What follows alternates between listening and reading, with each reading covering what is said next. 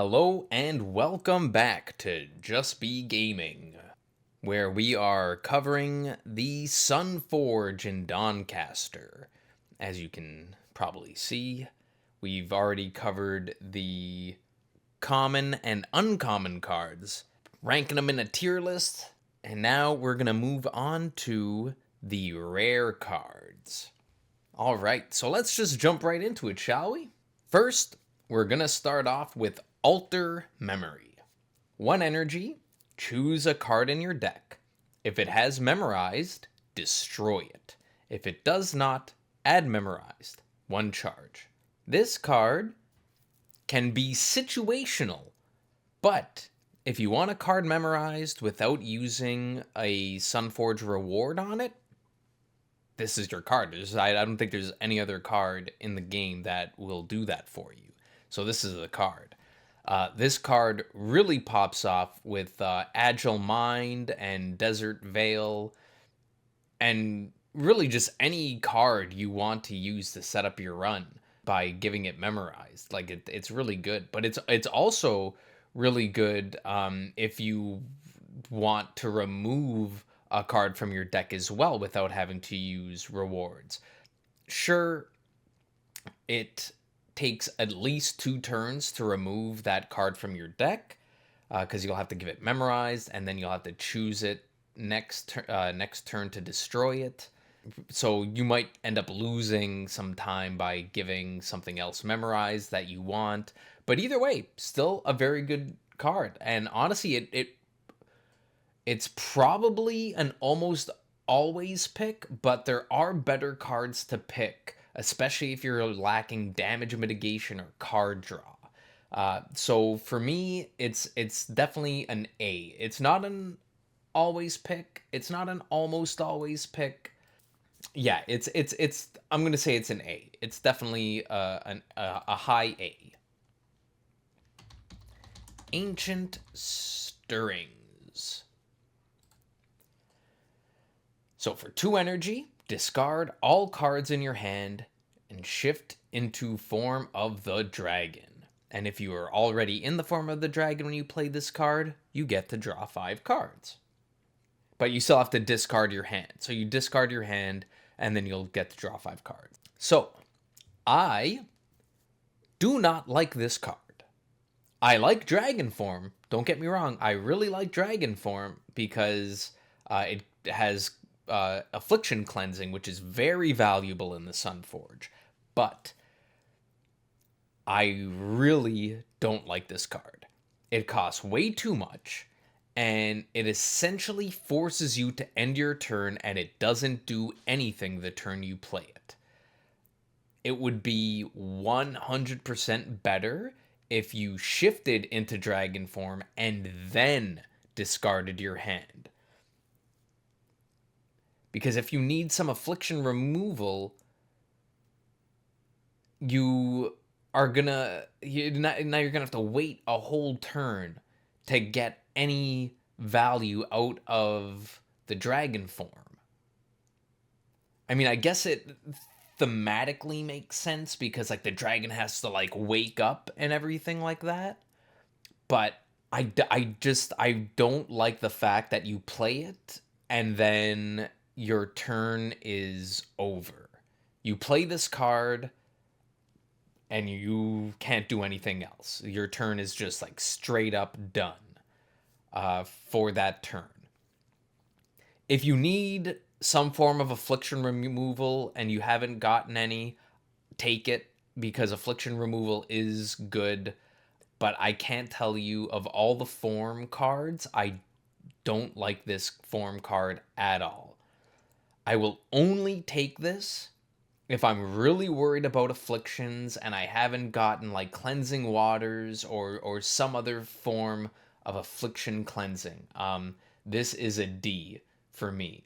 It's good because it can cleanse that affliction, but I just don't like it. I like dragon form. I think dragon form is a very good form, but I just can't get over the fact that once you play this card, your turn is over, and if you are facing an enemy with interrupt, it becomes even worse because then you're likely never ever going to get that 5 card draw that you will probably want from this card. Like the draw 5 cards is great, but again, like I don't like the fact that the turn you played it does nothing and it costs so much.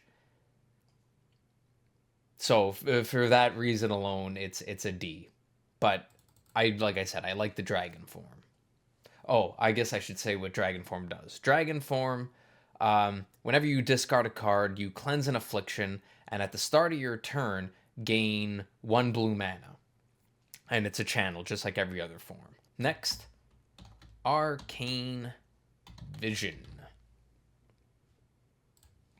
Arcane Visions. So for 2 energy, foretell 3, Scholar, conjure a free copy of any magic action revealed. So this card, I don't understand. I don't understand this card. This is an Arcanist card posing as a Seeker card. Unless you, for whatever reason, picked a lot of Arcanist cards in your Sunforge draft, there is essentially 0 reason to pick this card. The Seeker has so few magic cards that I wouldn't even pick this if I was building a foretell heavy deck or a deck that uses a lot of foretell mechanics. That's how bad this card is. I would not pick this card in any situation. It costs way too much, and at the best, you'll get like a free Dragon's Breath if you were already unlucky enough to draft that card, or I don't know, like a free Star Dart. No, Star Darts are ranged. Like that's what I mean. Seeker has so few magic cards, magic ability cards that it's just not a good card. It's not a good card. This is a Seeker card. I don't know why this is a Arcanist card. I don't know why this is a Seeker card. This is easily a never pick. Never ever pick this card. Next we have Ares Reflection. So for 1 energy, after you foretell 6 or more cards in a turn, add 3 for prophetic bolts to your deck and advance. And then when this path is advanced, it gets, after you foretell 12 cards in a single turn, gain 20 barrier and then advanced. And then its third path is after you foretell a total of 24 cards. So it doesn't have to be in that same turn. It's just got to be a total of them. So it can be like a couple of turns. Once you foretell a total of 24 cards, gain Clear Visions. And Clear Visions, I actually forget what Clear Visions does right now. So Clear Visions is this combat, conjure a copy of any card you foretell, which is very strong if you're already going a foretell heavy deck. So the path cards, they are almost all situational cards. I say almost all because, well, I'll get into that when we get there, but they're almost always situational cards. I would pick this card. I would pick this path if I have a lot of focus and a lot of foretell, and I'm confident I will get its final reward of Clear Visions. Otherwise, I mean, the next path is good too. You gaining the 20 barrier is pretty good. The first one of 3 prophetic bolts, honestly, that's completely negligible, and I don't care about that one bit. It's the second and the third path that really shine with this card. But I would only pick this if I was confident I could get 12 foretells in one, like 12 cards foretold in one turn. That's the only way I would pick this. It is a situational card, but I do generally like the paths. I do generally like most, if not all, the path cards. I do like the path cards. Next, we have Astral Vision. For 1 energy, foretell 3 cards, base 3 cards, and draw a card. Conjure star darts equal to the cost of the card drawn this way. So you want this for the foretell. The star dart can be nice if you're, for whatever reason, trying some star dart shenanigans, but you are really only picking this for the foretell, and the dart is a bonus. If you're going a foretell build deck, it's an easy choice. Easy pick for a foretell deck. It's definitely situational. It's not a bad card by any means, but if you're not building a foretell deck, you probably don't want this because the star dart is not going to do much for you anyway, unless, like I said, you're doing some kind of star dart shenanigans. Call of the Void. It's an enchantment for 1 energy. At the end of your turn, inflict doom for each card you foretold. If you have a foretell deck, it's great. It's a really good card in a foretell deck. Otherwise, it's a completely dead card. Very situational. Very situational. I would not pick this unless I was building a foretell heavy deck with focus. So yeah, I wouldn't pick this in any other situation because it's a dead card. If you have foretell, get it. If not, skip. Big time skip. Maybe you'd want to pick it so you can transmute it later, but like you shouldn't be relying on potential future transmutes. Although it can come in handy, but if I wouldn't do that. I just wouldn't pick this card if I don't have a foretell heavy deck. So next we have another path, Centaur's Truth. So for 1 energy, after you draw 3 additional cards in a single turn, gain 10 barrier and advanced. And the next path of this is after you draw 3 additional cards in a turn. So that's not like your main hand draw, like you're drawing cards at the beginning of your turn. This is additional cards that you don't draw on your beginning of your turn. So after you draw 3 additional cards in a turn, reduce the cost of all cards in your hand by 1 and advance. That's so strong. It's really good. And the last path is after you draw 10 additional cards, not in a single turn, just 10 additional cards, you gain Way of the Wise.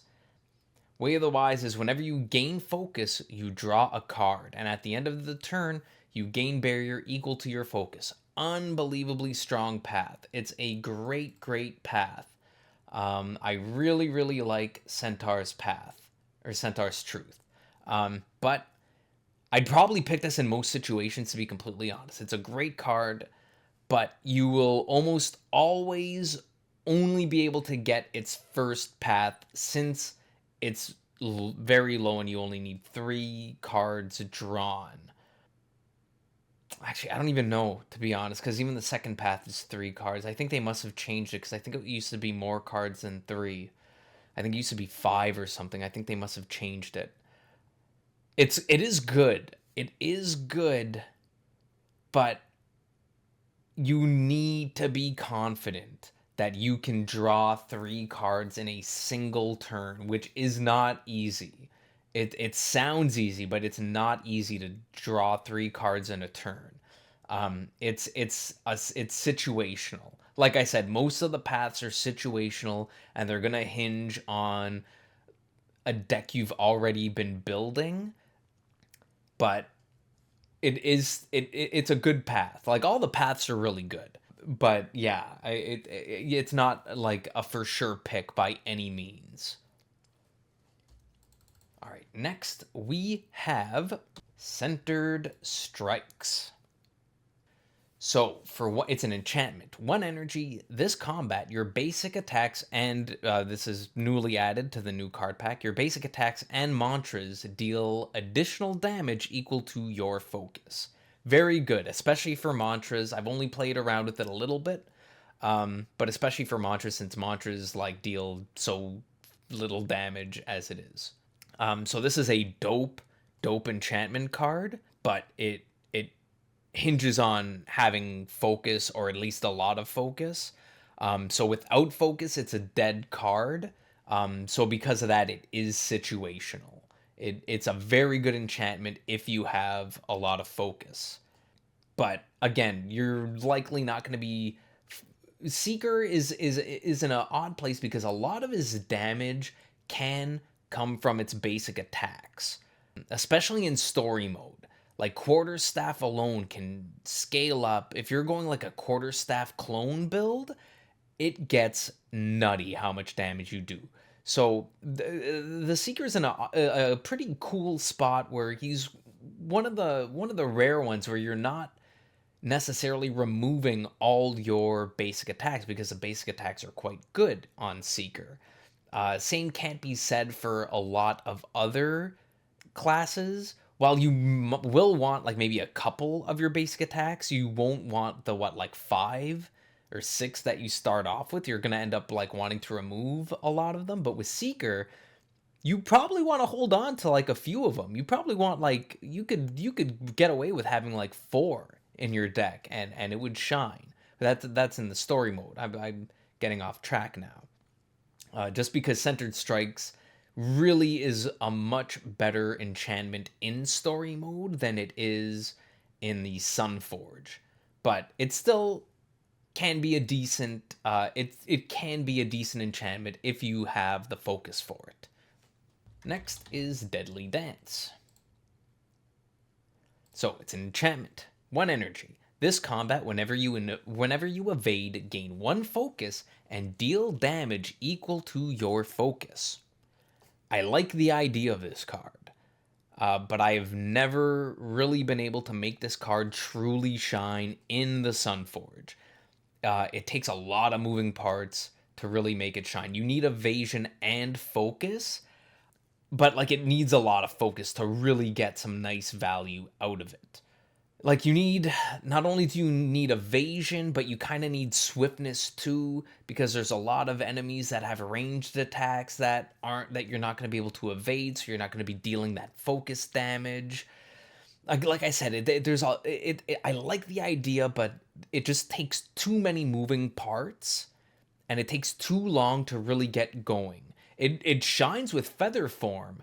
It really can shine with feather form, and even shred, like cat, if you can get cat form, because then you'll always get a guaranteed evasion. Or if you're not evading their attacks, then you're not gonna be getting value out of it. It's very, very situational. But most of the time, I'm not going to be taking this card, to be completely honest. Next, we have Deep Study. 2 energy, draw a card, repeat until you draw a non-memorized card. So this is a very good card, but it takes an insane amount of time to set up. It requires using a lot of memorized rewards or using alter memory to set up, and it takes way, way too long to set this up. And it also costs too much. But if you are somehow able to memorize a ton of cards, which you don't necessarily want to do in the Sunforge, not necessarily, because if you're memorizing all your cards, then really you're not memorizing anything, if that makes any sense. Because when you memorize your entire deck, then everything is like randomized again. It's if you've memorized every card, now you're not gonna guarantee get that card, because you have more memorized cards than your hand can allow, so it just picks any random memorized card for you. So it's it just takes too much time to set this up, and there are far better card draw options that don't take like 16 rounds to set up, because you want to memorize your whole hand, like your whole deck, to really get the true value out of this. For me, this is a never pick type of card, just because of how many moving parts this takes to truly get going. Next we have Diving Strike. For 1 energy, deal 6 damage that can be upgraded, and on hit, you conjure a free Scorpion Strike at the start of your turn. And Scorpion Strike, what that does is deal 6 damage and inflict doom for each of the damage dealt. And if you're agile, you can inflict stunned, which is nice. So, I am super biased when it comes to this card. This card saved me in a game, which I'll probably, you know what, I'll probably show a clip of it here. It takes some setup, and it's even better with evasion. Honestly, the fact that this card saved me in that situation, like I said, I'm very biased. This is an almost always pick for me. But it's not actually an almost always pick. I would put this honestly probably a high A. It is a very good card. It is a very, very good card. Scorpion Strike, if you can get agile, like if you have evasion, is really, really, really, really good. Oh, I think I forgot to mention, Scorpion Strike is persistent, which is why it's so good. Yeah, I totally forgot to mention that. Scorpion Strike is persistent. So you're able to hold it in your hand and get that agile off when you need it. It might be an almost always pick for anyone, not just me because I'm biased. I'll show that now. That was great. Next we have Enlighten. For 1 energy, gain 1 focus, and then reduce the cost of a card in your deck by 1, and repeat for each focus that you have. So this is a super dope card. Even without a lot of focus, this card is good. Even without a lot of focus, this card can shine. It will reduce the cost of cards in your deck, even by just the 1 focus that you gain from this card. So sure, it'll probably at worst, it will reduce 1 card by 1 energy. But at best, it could reduce your entire deck by 1 energy, which is phenomenal. Like, it can make your entire deck free, essentially. This is easily a high A. It isn't an almost always pick. It might be because it is really, really good, but there are better rare cards in the rare card pool. That's the only reason why I'm not giving this an almost always pick. It truly shines with more focus, but even without a lot of focus, like I said, it's still good. Next we have Feather Form. For 1 energy, gain 1 focus, shift into the form of the Raven. And if you're already in the form of the Raven when you played this card, you get to draw a card. And form of the Raven, what that does is whenever you discard a card, you gain 1 focus. And at the start of your turn, you get to draw an extra card. Wow. I bet you know what my feeling is on this card. Raven is one of my favorite forms. But that's likely because I like focus decks. Focus lets you draw more cards, and many Seeker cards thrive on focus. It's worth taking just for the focus alone. Honestly, you'll end up drawing so many cards with this card that reason alone is probably enough to take this card. The more focus you have, the more cards you draw. I think it's like every 6 focus or something like that, I believe. Whenever you foretell at the start of your round, draw 1 additional card for every 6 stacks of focus. So with Feather Form, you can easily stack up a ton of focus, and you get even more card draw.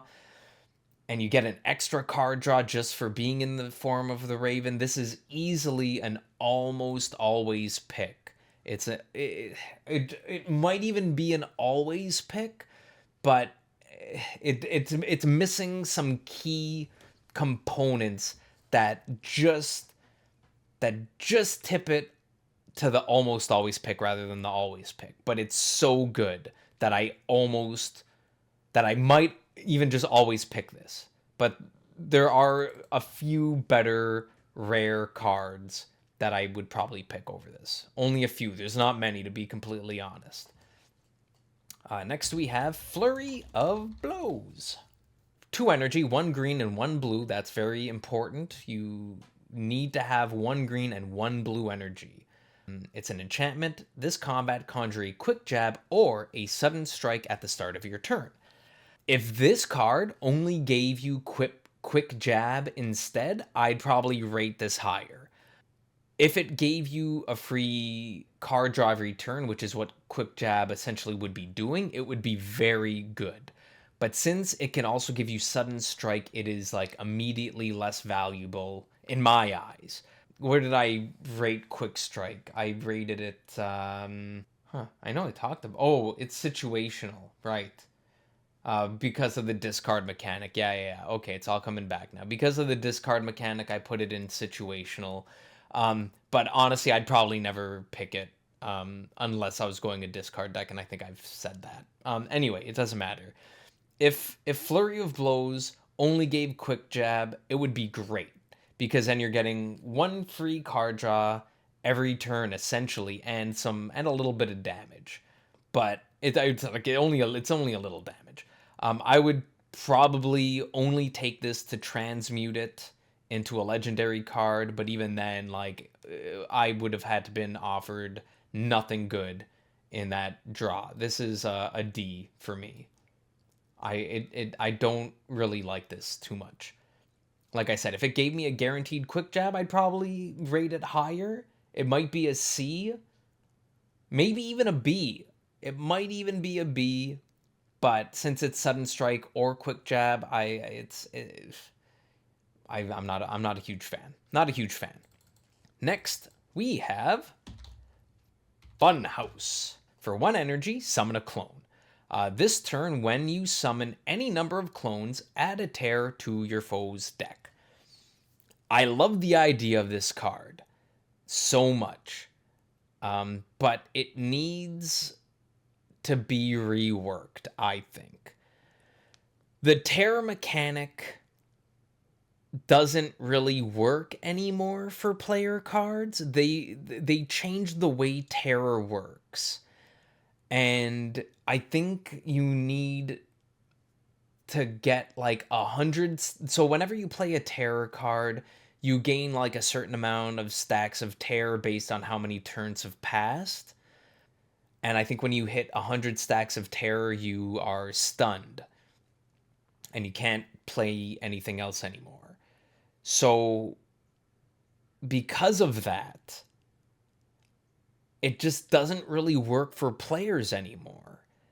The players just aren't going to be playing enough terror cards into their foe's deck to really get that effect off. Even in a clone deck, that's not going to happen very much, because you need to play this, and then you need to be able to summon like a lot of clones. But even then, now you have to wait a lot of turns for the terror like stacks to really build up. Terror works great in enemy decks. In like Dante can get you stunned almost like every turn practically. Not really, but like he can stun you a lot just from terror. But for us, the player, there is like almost no way we are going to be able to get 100 stacks of terror on an enemy before we kill them. It's not going to happen. And if it has happened, it's because you want it to happen. You're like delaying the game. You're delaying killing them just so you can get that terror stack on them. It's good for clone decks this card. This card is good for clone decks, especially if you have Tidal Shift. I don't know. It's situational. I really like the idea of this card, but it's situational. It will shine with Wash to Shore and Tidal Shift and cards like that. But yeah, I don't know. I don't know. It's too situational, and if I'm building a clone deck, I probably would take this if I'm building a clone deck, but otherwise I'm not going to take this at all. Next we have Gather Thoughts. So for 3 energy, discard a card, then draw 3 cards. Reduce the cost of this card by 1 each time it's foretold. So it's really, really good in a foretell deck. Super, super good in a foretell deck. Otherwise, I'd probably skip it. It just costs way too much.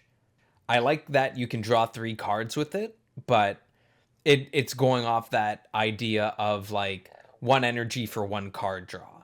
But again, if you can foretell it and you can make it essentially free, then it really shines. But because of that, it's situational. I probably wouldn't. I wouldn't pick this if I didn't have foretell in my deck. I just wouldn't. Now we have Gift of the Sea. So this is a title card. And it has the ebb and flow. So it's persistent. If you play it, it's free. Draw a card. Boom. Really nice.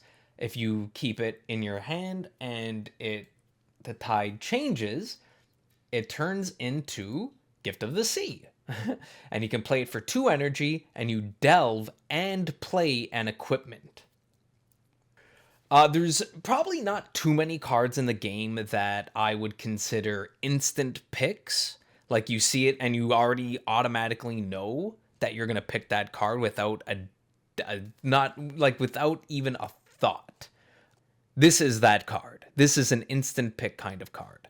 The amount of value that this card gives you is legitimately insane.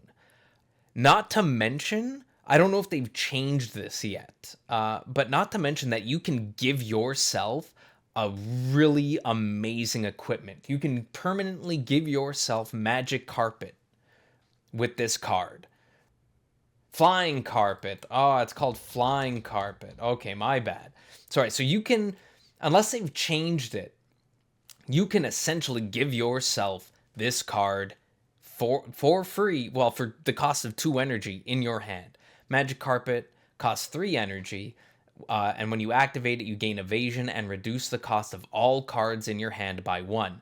And when you deplete, once you used all the charges, return Flying Carpet to your hand. So that means with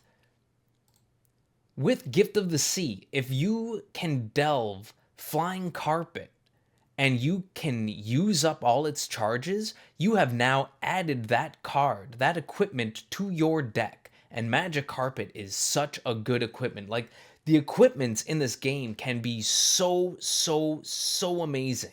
Some of them are just okay, some of them are not great at all, but some of the equipments are just so good. And the fact that you don't have to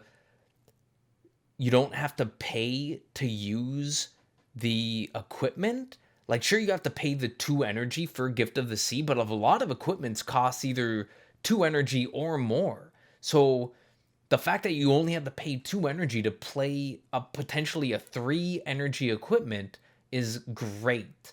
I can't understate how amazing this card is, and this is easily an always pick. You are always picking this card when it shows up. Like, don't even hesitate.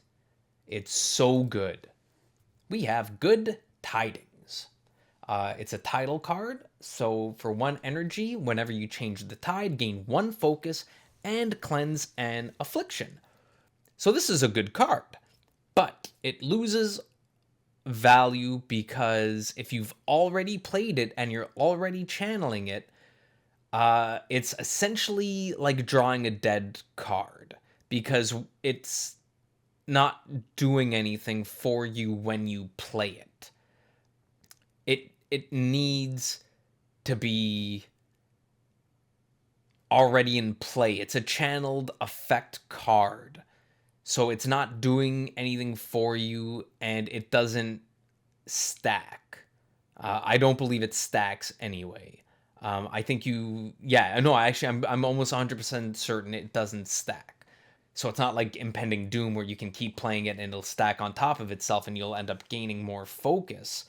Um, it's just like a play it once. It might as well be an enchantment, honestly, but I understand why they didn't want it to be an enchantment, because they wanted to give it the channel ability and have it like essentially be able to be interrupted.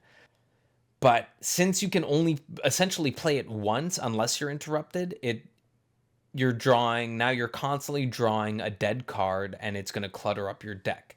It's good for the cleanse, and the focus is nice. It's an easy choice if you don't have any cleansing options, and you really need some cleanse.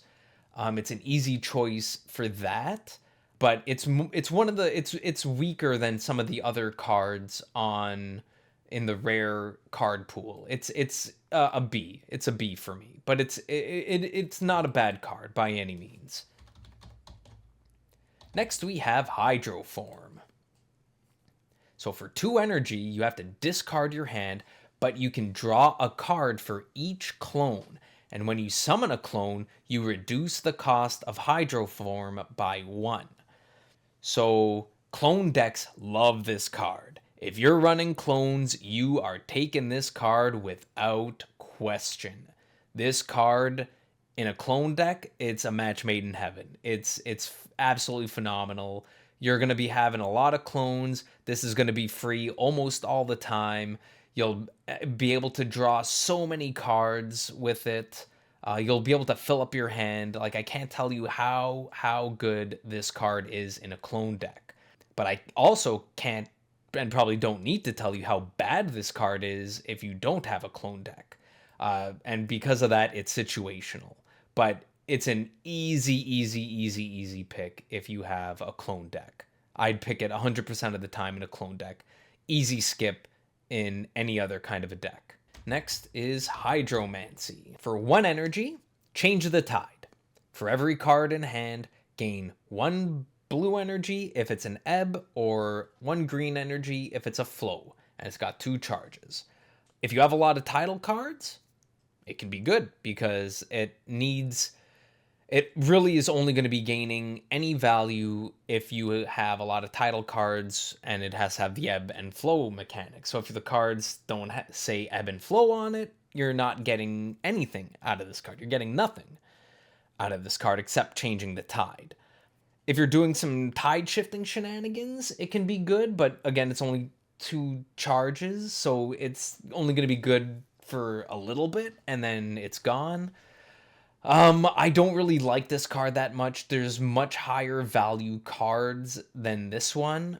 For me, this is a D. I would choose something else almost every time. And next we have Inevitable End. It's an enchantment. 1 energy, 2 health. This combat inflict 1 doom, base 1 doom at the start of your turn, which then increases by 1 after every turn. And it's upgradable, so that's nice. If you can upgrade this card, it can be good. But unupgraded, this card takes a long time to get going. So if you're unfamiliar with Doom, for the first 2 to 4 turns, potentially 4 turns, this card is not really going to be doing anything unless you have other cards that inflict doom. So what Doom does, so let's take this card specifically. So this is our only Doom card. We play it, end our turn, they get 1 Doom. Boom. Oh, at the start of your turn. So it would, okay. So anyway, let's just say that they have 1 Doom. The enemy has 1 Doom on them. Doom is reduced by 1 when you play a card. So having 1 Doom on your enemy is essentially like doing nothing, because you need a lot of Doom for it to do anything. And since enemies are more than likely going to be playing like anywhere from 2 to 4 cards in a turn, it obviously that depends on the enemy. Some enemies only play like 1 card because their energy costs are so high. But sometimes some enemies can play as much as 4 cards in a turn, sometimes 5 if it's like Dante or one of the end bosses. So it just takes way too long for this to get going, because for those first 2 to 4 turns, it's only going to be putting 1 Doom, then 2 Doom, then 3 Doom, then 4 Doom, and those Dooms are going to be removed. And then after that, it's only going to do 5 Doom, and then really it's only going to be 1 damage, because this card needs other Doom generators to work.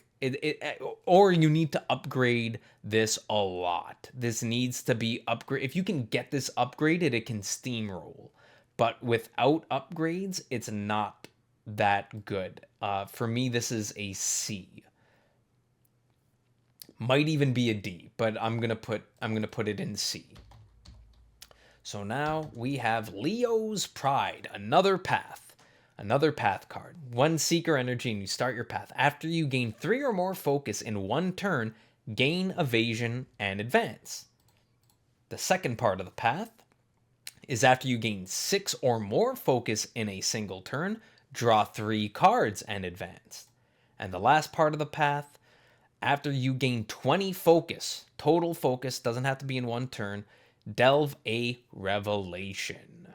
And revelations are super strong cards that vary in usability and power, but they're generally pretty strong cards.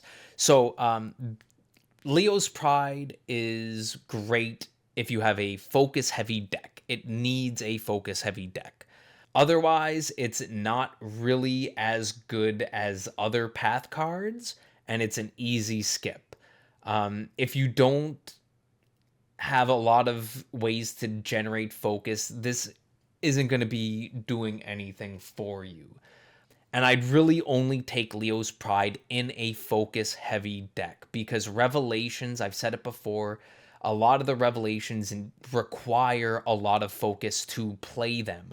Like, I think 1 Revelation costs as much as like 20 focus to play.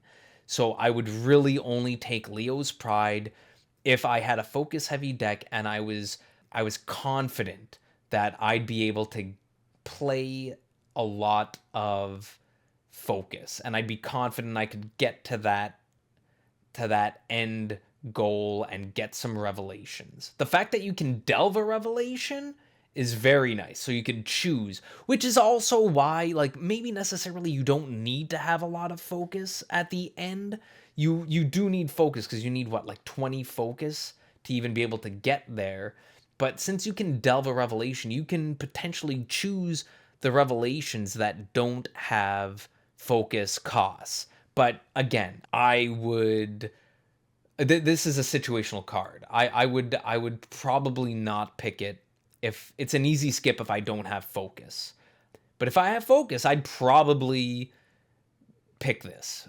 Even if I didn't have like a lot of focus, if I could even get to the second path by getting 6 focus in a turn, I'd probably still take this.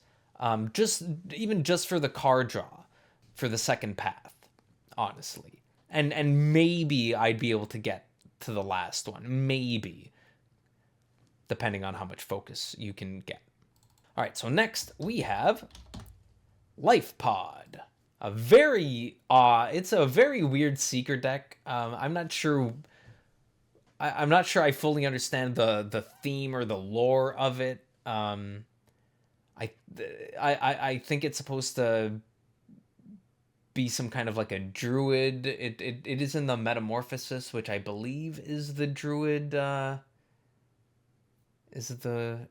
I shouldn't call it the druid one, but anyway, it doesn't matter. For 1 energy, gain 3 regenerate. At the start of your next turn, gain 20 health if you took no damage during your foe's turn. This card generally amounts to a big heal, generally. I give this persistent as soon as I can, because it's hard to play this. You like when you play this, the 3 regenerate is like whatever. 3 regenerate for 1 energy is not good value, like at all. But 20 health for 1 energy and 3 regenerate is pretty decent value. So you need to be able to time when to use this. Since this is unique, you can only play this one time. You need to time this so you get the most value out of it, which is why I give this persistent. Because a lot of times, if it doesn't have persistent, you're going to draw it and you're going to see your enemy's intention. You're going to be like, oh man, they got an attack coming. I know what their attacks are. I'm not going to be able to block that attack, and then I'm going to take damage, or I can only block some of the damage, but I'm still going to end up taking damage, and then I'm not going to get the 20 health that I want. So really, you're only going to get the 3 regenerate. So that's why you want to give this persistent, so you can keep it in your hand every turn and wait until you know you can either block the incoming damage or wait until the enemy isn't going to be attacking at all. Sometimes they have a draw period where they haven't drawn any of their attacks, and that's when you play it. It's a really good source of big healing, but it needs persistent. It pretty much needs persistent. I don't want to say it absolutely has to have persistent, but you're going to be able to play it almost every encounter if it's persistent and get the maximum value out of it. For me, this is easily an almost always pick. It might even be an always, if it had built-in persistent, easy always pick. But I'm going to go ahead and say that this is an almost always pick. Next, we have Majestic Mind. 1 energy, conjure a free random dragon card, then repeat all start of turn effects. The dragon cards, we've covered a bunch of them, are like Dragon's Mind, Dragon's Scales, like right here, Dragon's Mind, Dragon's Scales, Dragon's Breath, wherever it was in the Never Pick. I think I made a D. Yeah, right there, Dragon's Breath, Dragon Punch. Yeah, so you'll conjure one of those dragon cards, a free copy of it, which is nice. And then repeat all start of turn effects. So what that means is that the conjured dragon card you get automatically gains a little bit of extra value, because it's going to trigger its start of turn effect as like on that turn. So it's pretty nice. It's almost a situational card, and it really pops off if you've chosen the Dragon Wraps basic attack. But I have had game-defining runs by copying this card a whole bunch of times and getting some really great cards with it, like Dragon Scales and Dragon Mind. And plus, if you're channeling anything, it actually triggers those channels as well, because channels are start of turn effects, and it gets even more value from bear form. So Majestic Mind is actually not just a good card for dragon builds, it's a good card for channel builds as well. It's a very, very strong card. This honestly might be an almost always pick, but it's not an almost always pick, because you're not always going to have start of turn effects, so it's not always going to have as much value. But like I said earlier, I have had game defining runs because I had Majestic Mind, and I've copied it a few times thanks to having like channel effects, or even just like conjuring Dragon Kick and being able to reduce it to like 1 every turn is unbelievable. It's a high A, but I pick this a lot of the time, to be completely honest. It's a very, very, very good card. Next, we have Majestic Mind. Nope, sorry. I just did that one. Next, we have Mental Assault. I just got mentally assaulted. All right, Mental Assault. 3 energy. Oof. Hefty cost. 3 energy, make 3 basic attacks. And if you have Scholar, make additional attacks for every point of focus. So this card, it needs focus to really work. And it needs Scholar to really work. Which Scholar, honestly, not that hard to get. But it really needs focus. I would not pick this card unless I had a lot of focus or Feather Form. You need to have focus for this card to shine and do what you want it to do, because basic attacks, unless it's like Quarterstaff or something, it's not going to be dealing a lot of damage. Basic attacks deal like what, a base of 2 or 3 damage usually, because it makes unupgraded basic attacks. Anytime something says make a basic attack, it's going to be the unupgraded version of a basic attack, which is why you want a lot of focus. Because say you have 25 focus, that's 28 basic attacks that you're going to be doing. Like that, it's going to add up. Like that's going to be a lot of damage. Even for 3 energy, like that's not too bad. Mental Assault is a situational card for sure. It's an absolute situational card. You're not going to be picking it all the time, like at all. Even in a focus heavy deck, it would really have to depend on what I chose as my basic attack to pick this card. I love this card in story mode, and the first time I beat the final real secret big bad of the story mode was because of a Mental Assault build I did. And I think that build actually doesn't work anymore because one of the cards that I needed to make the build work got reworked. So it actually won't work anymore. I'd have to revisit that and see if I could figure out a different way to make that work. But anyway, that's neither here nor there. Next is Quicksand. So for 1 energy, you gain 1 momentum and inflict 1 doom for each Quicksand you've played. And you can conjure a free copy of Quicksand when you gain evasion. So, in truth, this card is probably just good. In truth. Because it needs evasion to truly shine. Without evasion, it's just an okay card. But honestly, you will likely get an evasion card. You're likely going to get an evasion card, especially if you're looking for it, like by going through card rewards after you win. If you didn't get one in the draft, like you will be able to find an evasion card. I'm pretty confident of it. This card plus Scorpio's Ruin, the path. This card plus Agile Mind, because oh man, I can't tell you how amazing this card is.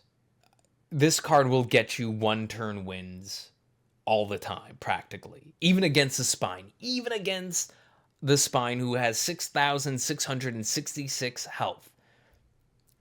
Seriously, if you give Quicksand Memorized and Persistent, you probably don't even need to give it Memorized, to be completely honest. You give this card Persistent, and it's game over. You don't even need Scorpio's Ruin, but you can to one-hit kill everything. Oh, I can't tell you how amazing this card it truly is. This is easily an always pick for me, because if I find it, I pick it, and I don't care what is happening. I am looking for an evasion card to make this card pop off, and then I'm going to duplicate that evasion card. I'm going to give Quicksand Persistent, and it's going to snowball out of control, because you only need to play like 3 Quicksands before every time you play a Quicksand, you are drawing a card. And you're inflicting doom, and I can't tell you If you've never played around with quicksand, you need to try it. It is so much fun. It is so, so good. Next is Renewing Insights. For 2 energy, it's an enchantment, 2 energy. This combat, gain 1 health whenever you draw a card other than the cards drawn at the start of your turn. It's a small heal. It gives a small heal. It's not a bad card, honestly. It works much better if you have a card draw engine set up, like, for instance, Quicksand. Like I was saying, if you are able to copy it, give it persistent, get evasion, and you can keep getting like card draw and card draw and card draw from playing it and gaining more evasion and gaining momentum. You can gain a lot of health with Renewing Insights. It pretty much needs that card draw engine. If you don't have a lot of card draw, at most it's gonna be like 1 health. It doesn't heal like it says. It doesn't heal card draw at the start of your turn, so it's just okay. It needs a card draw machine setup. It's in truth probably a situational card, but I'm gonna give it C, because there are options for card draw that can give you like tiny little bits of health here and there, but there's better. There's definitely better options for healing. Next, we have Reservoir. It is a channel card for 2 energy. At the start of your turn, draw an additional card. And this is one of those channel cards that actually stacks. So if you play a bunch of copies of them, they stack on top of each other. If you played 3, you'll gain 3 additional card draws at the start of your turn. Not too shabby. It has a high cost, though. It does have a high cost. It's a good channel card that stacks. It's a great target for the talent Quick Study to lower its energy cost permanently. Even with the hefty energy cost, it's still good, but it immediately loses all value if you're against an enemy with interrupt, which is a lot. And I would probably only pick this if I didn't get any of the better card draw options. It is a good card draw card, but it does have those few downsides like I mentioned. I'm gonna put it in a probably a high B, honestly. And I would aim to try to lower its cost somehow by some talent or something. I forget what other ways. I know there's talents that you can use to reduce the cost. I would aim to try to reduce the cost of this card with a talent if I could. Next, we have Return to Dust. For 3 energy, draw 3 cards, reset your ambush. And if you have Agile triggered, it costs no energy. So without evasion, this loses immense value. It's following the same understanding of 1 card draw for 1 energy. 3 energy for 3 cards is an upfront huge price. Unless you've been like holding on to energy from other turns, how many cards are you really going to be able to play of those 3 drawn cards after you've just spent 3 energy? Like I said, maybe if you've been holding on to a lot of energy, like you could play a lot of them, maybe you could even play all of them, but it's still a lot. It's still a lot. I would give this persistent if I have evasion. It's a situational card. You need evasion. I'd say you want this to be free. You want this to cost no energy, which is why I would give it persistent so that I can make sure I get the agile. No, like 3 cards for no energy, sign me up. So if I have evasion, I will take this card. But because of that, it is a situational card. I'm probably gonna pick other card draw cards over this one because it just costs a little bit too much for my taste. Next, we have Sandcastle. So it's a channel ability. For 1 energy, you gain barrier for each of your clones. And whenever you summon a clone, this is the channel ability. When you play it for 1 energy, you gain barrier for each of your clones, which is very nice. So it has use other than just its channel ability. It's not just a dead card after you're already channeling it, like what was that other card that I was talking about? I forget. It doesn't matter. But the channel is whenever you summon a clone, gain 2 barrier. Very nice. Very, very nice. If you have a clone deck. If you have a clone deck, this is an easy no-brainer. If you've drafted a lot of clones and you see this card, pick it 100% of the time. I honestly don't know why this card isn't legendary. It's, in my opinion, leagues better than Aquatic Phalanx, which is a legendary card. I don't know. This card is way, way better. This is so much better than Aquatic Phalanx. I don't understand it. But the thing is, it needs a clone deck. If you don't have a clone deck, it's a completely dead card. It's a non-starter. You're not going to pick it if you don't have a clone deck. It's situational, but it's such a good card for a clone deck. I would absolutely pick this card in a clone deck, for sure. Next, we have Sand Soldiers. So, for 1 energy, create a clone, and then create a copy whenever you gain evasion. And this card is persistent. So, unlike Quicksand is not persistent. You need to give it persistent. Where this one has the built-in persistence. Oh, whoops. So, it's a very nice clone generator. It's not as good as Quicksand, in my opinion. It's not even necessarily really good for just a pure clone deck. You need evasion for this to be a good card.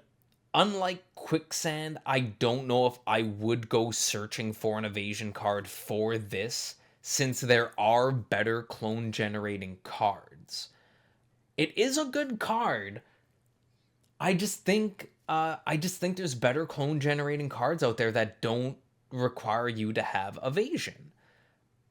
But again, with evasion being as good as it is, and you're likely gonna want to get it, I still don't know how highly I would rank this card. I would much rather have Tidal Shift and Sandcastle for damage mitigation and clone generation rather than evasion, I think. I've ranked this in C. I only like it a little bit. Next we have Scorpion Strike. So without evasion, this card immediately loses its main value, which is its stun. I wouldn't pick this card unless I have evasion, and I know that sounds contrary to what I said with Diving Strike. I know it's confusing, but that's just where it is. Like I said, I was very biased with the other card. I'm putting Scorpion Strike in C. It needs evasion. Next is Scorpio's Ruin. It's another one of the path cards. 1 energy, you start off on your path. After you inflict 6 or more doom in 1 turn, inflict 1 jinx, and then advance. Then this is the second part of the path. After you inflict 12 doom, not in a single turn, mind you, just 12 doom, you gain darkness equal to your foe's doom. Then advance. So as soon as you inflict... Wait, does it have... I think it does have to be in 1 turn. Yeah, no, it does have... I'm pretty sure it has to be in 1 turn. I'm surprised why it doesn't say that. Yeah, after you inflict 12 doom in a turn... I'm pretty sure it's supposed to be in a turn. Gain darkness equal to your foe's doom, then advance. The reason why I say that is because there have been times where I've inflicted a little bit of doom, and then I've inflicted like a lot of doom. So I'm not sure. I don't know. I think it has to be in the same turn. Anyway, advance the path. And now this. After you inflict 40 doom, destroy this and inflict times up. And what times up does, it's essentially an instant win card. At the end of my turn, or at the end of the turn that this is affecting, so your enemy, at the end of your enemy's turn, they are dead. They die, no questions asked. This card is a game winner if you have the Doom to back it up. If you're building a Doom deck, you need this card. I mean, I guess you don't need it, but you want this card. This card will win you the game so easily if you have a Doom deck. Like, if you have the Quicksand game ender that I was talking about and you have Scorpio's Ruin, you have just won the game on turn one. This card is bonkers. But it is situational. Without Doom, it's not doing anything for you. So if you have Doom, 100% pick, easy pick. Without Doom, you wouldn't want it. Next, we have Serenity. 1 energy. At the end of this turn, you gain focus and health equal to the cards remaining in your hand. It's a decent card that is made better with dragon cards. Because with dragon cards, you can ensure that your hand will be big. Because all the dragon cards are persistent. When you end your turn, your hand will be somewhat full. So it can really pop off. It's a heal card, so it's good in that respect. But most of the time, if you don't have those dragon cards, it's not going to be healing for very much. I mean, there aren't many turns that you're going to end where your hand has like a ton of cards in it. Like, I mean, maybe if you have a lot of card draw, you can, but otherwise, it's really only going to amount to a little bit of healing. Unless you have a dragon card heavy deck, that's the only real way it's gonna shine, and even then, it's not gonna be like a huge amount of health. It'll be, I don't know, what's the maximum card hand size, like 14? At most, it'll be like 13 because you'll have to have played this card. So it's a C for me. Star Map. Our next card, Star Map. For 1 energy, conjure 2 star darts, and conjure an additional 1 for each time this card was foretold. So, I've said it before, unless you're going for star dart shenanigans, skip this. Even then, you need foretell to really make it pop off, and if you're making a star dart deck, you'll probably take this since any star dart will be good. But I don't know how much foretell you might have in a star dart deck. It's really hard to say. This card, it's a situational card because I would only take it if I'm doing star dart shenanigans. But really, I don't really want this card ever, unless I'm doing star dart. But I wouldn't do star dart shenanigans in the Sunforge. It's not easy, and it's gonna lead to sadness more than anything, as I've said. All right, next we have Taurus's Rage, and it's another path for the Seeker. For 1 energy, after you make 3 or more basic attacks in a turn, gain 1 blue and 1 green energy, and then advance. Taurus's Rage 2, the second part of the path. After you make 4 basic attacks in a single turn, gain 5 health and 2 anger, then advance. And the last part of the path is after you make 10 basic attacks, not in a single turn, overall, after you make 10 basic attacks, gain the talent Mark of Tauros and upgrade all future rewards by 1. Realistically, that last part isn't going to come into effect too heavily. Depends on how many cards you are going to end up be adding to your deck as rewards, but the mark of Tauros is actually what you want. So the basic attacks deal additional damage equal to the upgrades on your card rewards. So that means that the more times you are able to finish the Tauros's Rage path, the more additional damage your basic attacks will do.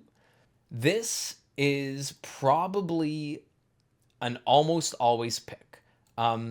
Realistically, this probably isn't an almost always pick.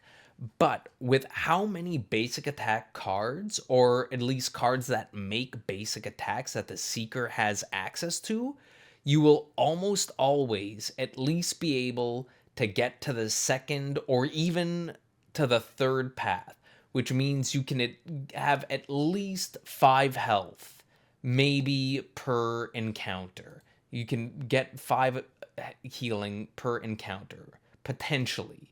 It's a lot easier to get the end path with this than any other path, just because of the basic attacks. This, like other paths, it's pretty situational, but because it's easier to at least finish this path than the other paths, I rank it higher than the other paths. Realistically, it probably isn't an almost always pick. Like, there probably will be better cards in the card reward pool, or the card draw pool, or card draft pool. But it's better than a situational pick, like pretty much every other path card is. And that's why I have to rank it a little bit higher.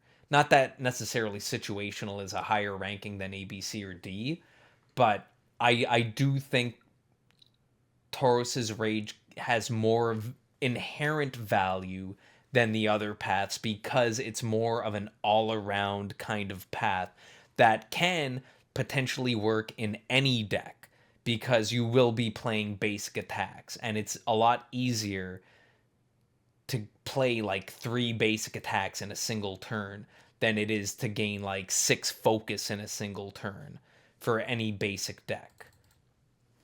I hope that makes sense. Next is another path. We have Typhon's Cunning. This is for 1 energy. After you play a monster card, create an untempered monster card and advance.